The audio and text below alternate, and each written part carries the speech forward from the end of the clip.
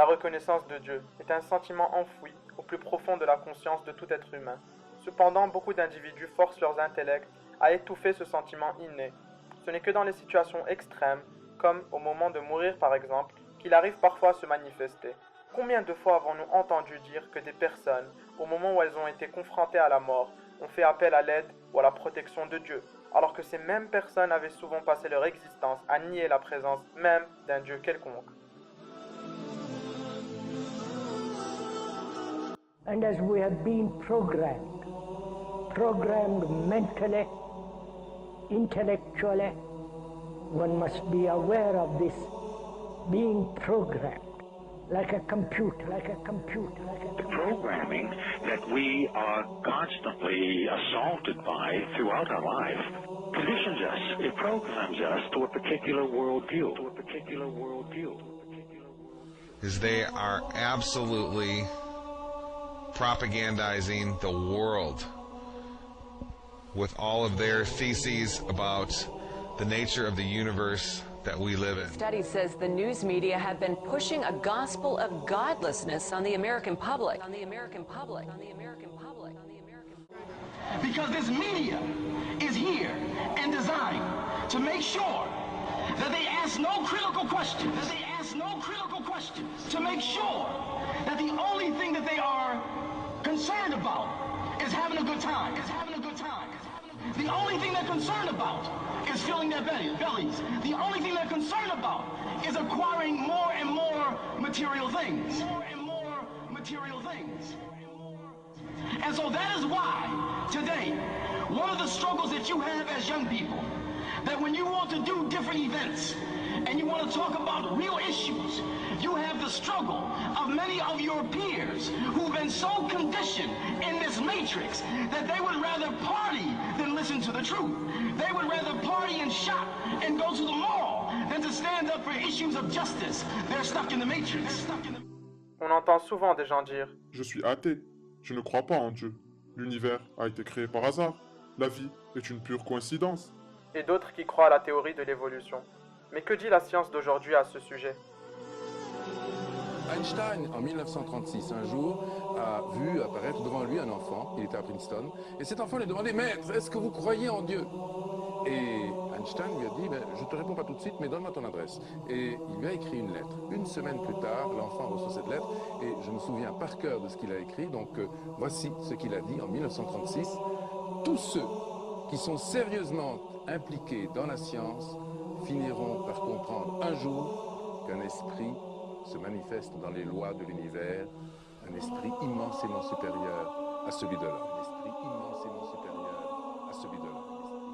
The founders of early modern science, Sir Isaac Newton, Robert Boyle, Johannes Kepler, Galileo, most of these early scientists all not only believed in God, but they thought their belief in God actually made it easier to do science. La science d'aujourd'hui prouve que l'univers n'est pas le résultat du hasard et qu'un créateur existe. Dans cette vidéo, nous parlerons du Big Bang, nous prouverons que le célèbre professeur athée Hawking avait tort, nous prouverons aussi que la théorie de l'évolution est fausse. Ensuite, Bill Gates nous parlera de la complexité de l'ADN et pour finir, on vous montrera la perfection dans la création de Dieu.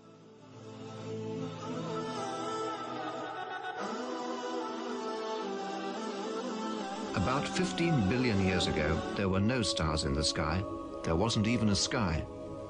All that existed was the primordial fireball. Then, something happened. In a flash, everything suddenly expanded. This was how it all began. The first moment of existence. What we now call the Big Bang. Big Bang. Big Bang. Big Bang. Big Bang. At the beginning of the 20th century, scientists believed that the universe had always existed, that matter energy was infinite. It had always been around. The model is called the steady state model because the model of the universe that it's been around forever basically doesn't change. The universe is steady state. But what happened in the last 100 years is that model has been blown away because of the evidence. Observations now suggest, as you all know, that the universe began some 12 to 15 billion years ago. The first evidence that the universe had a beginning is the expanding universe. Researchers wanted to believe in a universe that always was and always will be, eternal. But galaxies flying away from each other meant that once, long ago, they were clumped together. It meant something started them moving. The universe had a beginning. Today, it's called the Big Bang Theory. This was first discovered in 1929 by Edwin Hubble, and it's the first evidence that the universe had a beginning. Ils sont nombreux à dire que finalement, quand on regarde l'univers, surtout à l'origine, eh bien, on constate qu'il ne peut pas être né par hasard, et que le hasard n'a aucun rôle, et que plus on remonte loin dans le temps, donc plus on remonte vers le Big Bang, plus on trouve un univers qui est ordonné, réglé, ajusté. For example, if we go back to, say, 1 second after the Big Bang, at that point, the expansion rate and the mass density have to have been adjusted to each other just right, so that the universe is just at this critical point. If the universe at that point were expanding just 1 part in the 15th decimal place faster, the universe would have flown apart without galaxies ever having had a chance to form. On the other hand, if the expansion rate were just a little slower than what we think by change of 1 in the 15th decimal place, then the universe would in fact have expanded to a maximum size and collapsed. We would never have even reached the time in the universe at which we're living. Alors, ajuster comment? Eh bien, il existe ce qu'on appelle des paramètres cosmologiques. Ce sont des grandes constantes, la constante de la vitesse de la lumière, par exemple, qui fait 300 000 km à la seconde, 7 fois donc, le tour de la Terre en 1 seconde. Il y a la constante de gravitation. Ce sont des chiffres, des données chiffrées, avec un zéro, une virgule, et puis parfois des dizaines de décimales derrière la virgule. Eh bien, si on changeait simplement une seule de ces décimales sur une seule de ces 20 constantes, l'univers ne pourrait pas apparaître. Eh bien, ça signifie que le hasard n'a aucun rôle à jouer à l'origine de l'univers. How did this come about, this rather terrific luck?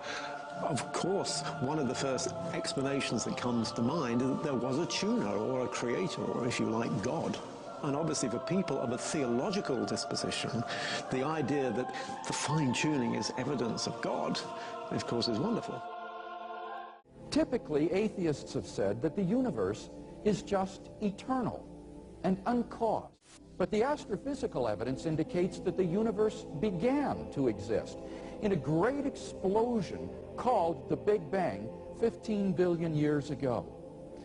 Most laymen do not appreciate that not only were all matter and energy created in that event, but physical space and time themselves.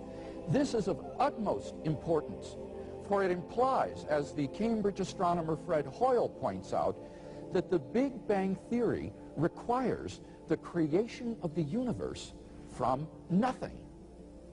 Now, this tends to be very awkward for the atheist, for as Anthony Kenny of Oxford University urges, a proponent of the Big Bang Theory, at least if he is an atheist, must believe that the universe came from nothing and by nothing. But surely that doesn't make sense. Out of nothing, nothing comes. So where did the universe come from? Why does the universe exist instead of just nothing? There must have been a cause which brought the universe into being. We can summarize our argument thus far as follows. Premise 1, whatever begins to exist has a cause. 2, the universe began to exist. 3, therefore, the universe has a cause. So the only alternative is an embodied mind, what theists call God. An embodied mind immaterial outside time and space. Dieu qui a créé le temps et l'espace est nécessairement au-dessus de ces deux dimensions. Il ne peut être lié aux lois spatio-temporelles. Donc il n'a pas de commencement dans le temps, il est éternel. Dieu n'a pas besoin d'une cause et par conséquent, la question qui a créé Dieu est tout simplement ridicule. Professor Stephen Hawking says that modern science has established there was no need for God in the creation of the universe.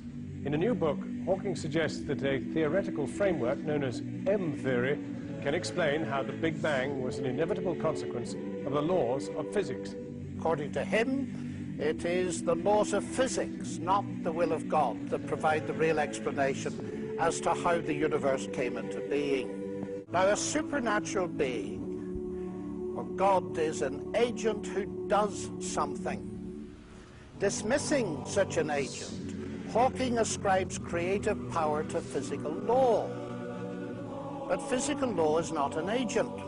Hawking, it seems to me, is making a classical category mistake by confusing two entirely different kinds of entity: physical law and personal agency. The laws of physics cannot even cause anything to happen. Newton's celebrated laws of motion never caused a pool ball to race across the table. That can only be done by people using a pool cue and the action of their muscles. Suppose, to make matters clearer, we replace the universe by a jet engine, and we are asked to explain it. Shall we account for it by mentioning the personal agency of its inventor, Sir Frank Whittle? Or shall we, following Hawking, dismiss personal agency and explain the jet engine by saying it arose naturally from physical law? Now, this would be absurd. It is the same with explanations of the universe. God does not conflict or compete with the laws of physics as an explanation. God is actually the ground of all explanation, in the sense that he is the ultimate cause in the first place of there being a world for the laws of physics to describe. Now, there's more to this, because the laws of physics can explain how the jet engine works, but not how it came to exist in the first place. Jet engine needed the intelligence and creative engineering work of Whittle. Indeed, come to think of it, the laws of physics plus Frank Whittle could not actually produce a jet engine on their own. There also needed to be some material subject to those laws that could be worked on by Whittle. Matter, ladies and gentlemen, may be humble stuff, but it is not produced by laws. I submit to you that the world of strict naturalism, in which clever mathematical laws all by themselves bring the universe and life into existence, is pure science fiction. What perhaps all this goes to show is that nonsense remains nonsense even when talked by world-famous scientists. After lengthy studies and several experiments, the famous French biologist Louis Pasteur refuted the foundation that lays ground for the theory of evolution. Can matter organize itself? No. Today there is no circumstance known under which one could affirm that microscopic beings have come into the world without parents resembling themselves. The first evolutionist to take up the issue of the origin of life in the 20th century was the Russian biologist Alexander Oparin. His aim was to explain how the first living cell, the alleged common ancestor of all living beings according to the theory of evolution, could emerge. In the 1930s, Oparin formulated a number of theories to show how the first living cell could arise from inanimate matter by chance. However, his efforts ended in failure, and Oparin himself had to confess. Unfortunately, the origin of the cell remains a question that is actually the murkiest aspect of the whole theory of evolution.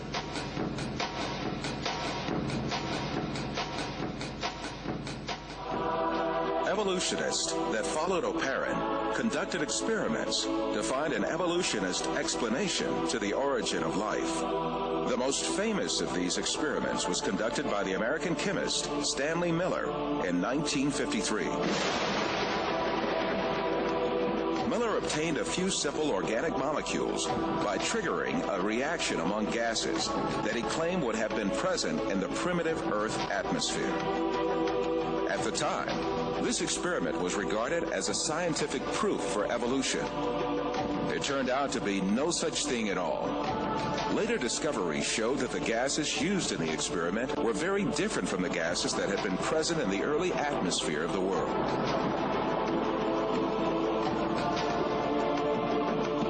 Miller himself eventually admitted to the invalidity of his experiment.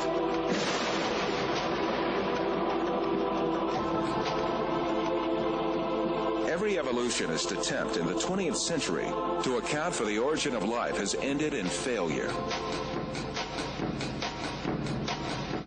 The biggest impasse confronting evolution is the incredibly complex structure of the living cell. Every living thing on Earth is made up of cells about 1/100th of a millimeter in size. Some living things are made up of a single cell. Yet even these single-cell organisms are remarkably complex in their composition.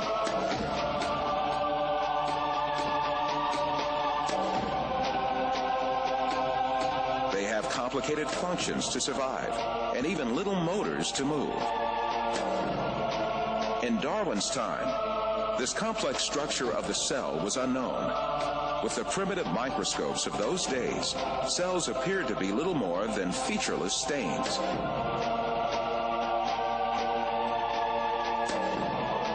However, powerful electron microscopes invented around the middle of the 20th century began revealing just how complex and organized a living cell really was. They laid bare a complexity and organization that could not be a product of chance. A living cell is comprised of thousands of tiny parts that work in harmony. To make a comparison, within the cell, there are power stations, high-tech factories, a complex data bank, huge storage systems, advanced refineries, and a seemingly conscious cell membrane that controls what enters and leaves the cell. In order for the cell to survive, all of these organelles have to exist at the same time. It is impossible that such an intricate and complex system could have emerged as a result of coincidences. So the odds of building even a short functional protein by chance alone is 74 plus 40. You can remember how you do this in math? You can add the exponents if you're multiplying exponential numbers. 164. Thank you very much. Okay? Wow. Now, can anyone get their mind around a number that big? There's only 10 to the 80th elementary particles in the entire universe. There's only 10 to the 16th seconds since the Big Bang. There's only 10 to the 139th total events since the beginning of the universe. Now you're starting to get the understanding of why people are very skeptical that the chance hypothesis is going to do the job. Now, you may have heard just the opposite. Has anyone ever gotten in a discussion with you about the origin of life and said, hey, it happened by chance? Do you hear that? I mean, this happens to me. I'll be lecturing in hostile university environments, and I'll get done and somebody say, well, but, and they want to argue with me about the probabilities. And I just shut the discussion down because I say, no serious scientist thinks this is the way it happened. No serious scientist thinks this is the way it happened. No serious scientist thinks this is the way it happened.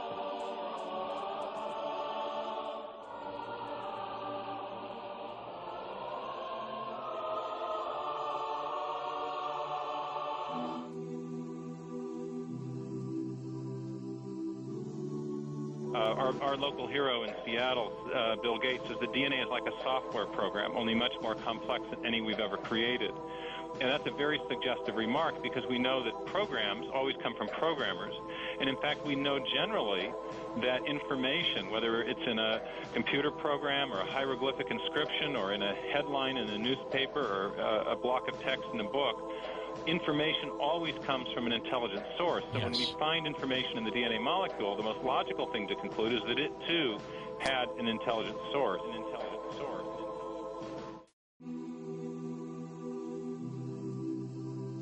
As we look at the details of nature, one thing stands out. This is the order, the patterns, the symmetry that surround us. You can see it in a flower, or a snowflake, or even a seashell. What we are seeing is intelligent design, which might be described as God's fingerprints upon nature.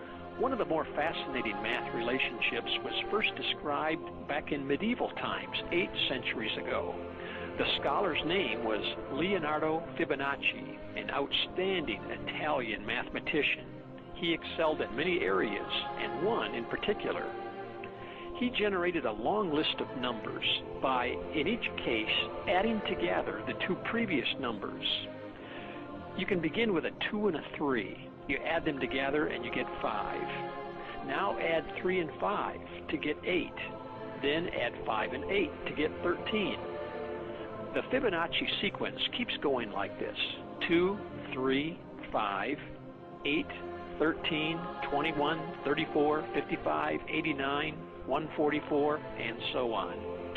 What Fibonacci realized was that this elegant list of numbers describes many items to be found in nature. For example, flower petals.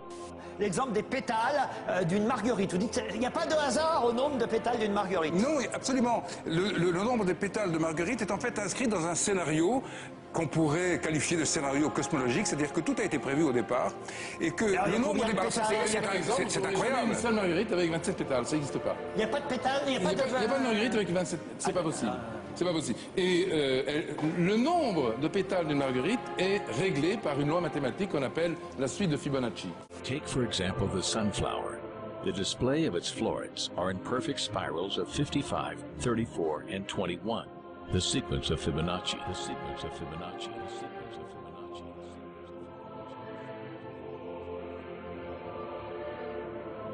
The fruitlets of the pineapple create this same spiral based on the sequence. The pine cone does the same.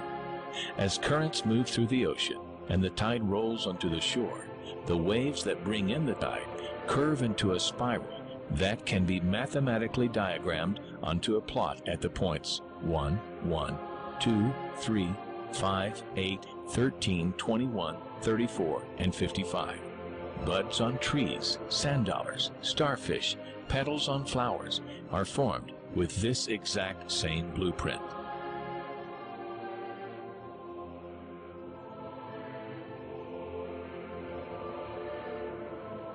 This blueprint can be seen around us on a small scale every day, but the greatest example of all is directly above our heads. At an average of 100,000 light years across, even the spiral of the galaxies above us are formed with the exact design. This sequence, or blueprint, appears to be the trademark of a designer, a proof of a creator. Also known as the golden mean, the divine proportion is a mathematical formulation exhibited in everything from the double helix of DNA. The DNA molecule, the code for life, is made up of two intertwining spirals. We find the 0.618 ratio between the helix's width and cycle length. To the form of the human body itself. Do something like measure the distance from the floor to your navel and then from your navel to your head. If you're well proportioned, the ratio should be 1 to 1.618, and that ratio is seen all over the beautiful body. Then we find the Fibonacci ratio in heart muscles, in bronchial tube branching, even in the electrical potential of neurons, and as Roger Penrose pointed out, even in the arrangement of the brain's microtubules. As we scan our universe, from the tiny flower to the awe-inspiring galaxy, we see the fingerprint of God. In many countries, an important part of the society supposes that evolution is a proven fact. A great deal of this so-called evidence of evolution, much of which has been dismissed by evolutionists themselves, is still presented to school children in their textbooks, where they are depicted as the ancestors of man.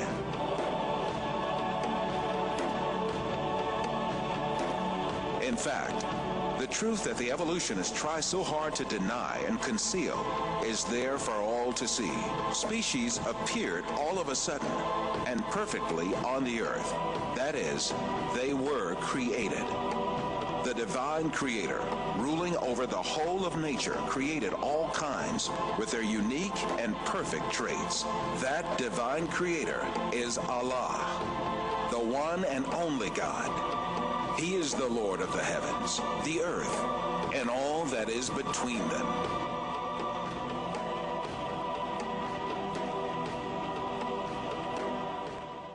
Dans un monde où tout va trop vite, des fois on a juste envie de stopper le temps et de réfléchir. Quel est l'objectif de cette vie? Est-ce que ça se limite juste à faire de l'argent, dormir et se réveiller, pour encore faire de l'argent, dormir et encore se réveiller? La réponse est non. Dieu nous a créés pour l'adorer. On est tous nés soumis au seul et unique Dieu, la définition même du mot musulman. À notre naissance, notre âme est pure et notre cœur est saint. Par la suite, on est responsable de nos actes. Quiconque choisit de rester dans le droit chemin sera parmi les gagnants, et quiconque choisit de s'y éloigner sera parmi les perdants.